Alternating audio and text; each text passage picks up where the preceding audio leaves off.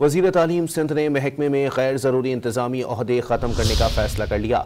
School head masters और head mistress को इंतज़ामी ओहदों के इख्तियारात दिए जाएंगे। मज़ीद जानते हैं डॉन न्यूज़ के नुमाइंदे सैयद वसीम से। वसीम, क्या इम्कानात हैं, कौन कौन से ओहदे ख़त्म कर दिए जाएंगे? जी वसीम।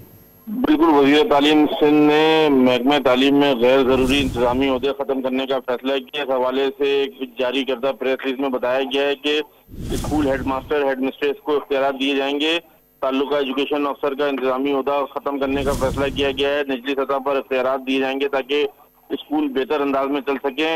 स्कूल क्लस्टर पॉलिसी को फाइल किया जा रहा है, जिसमें स्कूल सतह पर जो बजट की तकसीम की जाएगी ताकि मसाइल को फौरी हल किया जा सके और बीच में रुकावटों को दूर किया जा सके। वजीर तालीम सिंध सरदार शाह ने स्कूलों की सफाई, सिक्योरिटी और मेंटेनेंस जैसे मामलात की जिम्मेदारी हेड मास्टर्स को देने के हवाले से भी ऐलान किया है।